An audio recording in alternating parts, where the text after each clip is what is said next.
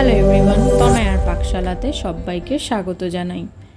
গরমকালে সজনে ডাঁটা তো বাজারে এখন হামেশাই উঠেছে, কিন্তু এই রকমভাবে একবার ট্রাই করেছো? অনেক রকম ভাপাই তো ট্রাই করলে, একবার এইভাবে রেসিপিটি বানিয়ে খেয়ে দেখো, অসাধারণ লাগে গরম ভাতে। বাড়িতে যদি হট করে কোনো আত্মীয় স্বজন আসে, একবার এইভাবে ট্রাই করে কিন্তু তাদেরকে দিতে পারো। ভীষণ মজাদার খেতে হয়েছিল। তাই আজকের রেসিপি খুব ইউনিক, সজনে ভাপার রেসিপি।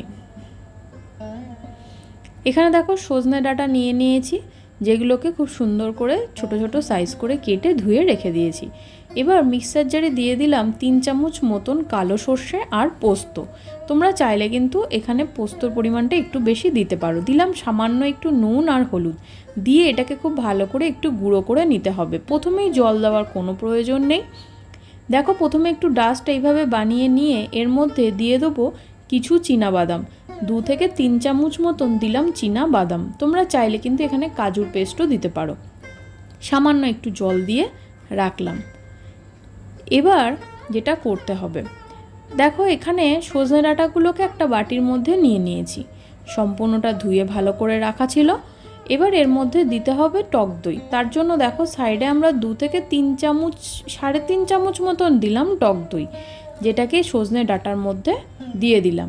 এবার যে পেস্টটা আমরা বানিয়ে রেখেছিলাম সেই সম্পূর্ণ পেস্টটা দিয়ে দিলাম সামান্য নুন, চিনি।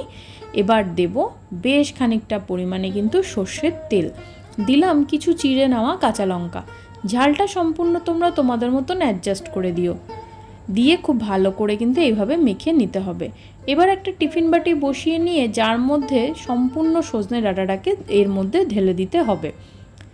যারা ফার্স্ট টাইম চ্যানেলটা ভিজিট করছো তাদের কাছে অনুরোধ রইল, চ্যানেলটা সাবস্ক্রাইব করো, পাশে থাকা বেল আইকনটি প্রেস করো, যাতে নতুন নোটিফিকেশন তোমাদের সামনে চলে আসে। এইভাবে একবার ভাপা খেয়ে দেখো, সজনে ভাপা কিন্তু সত্যি খুব অমৃত লাগবে তোমাদের এই গরমে। এবার দেখো এইভাবে সাজিয়ে দিয়ে ওপর থেকে দিয়ে দিলাম আরও 2-3 চামচ মতন সর্ষের তেল।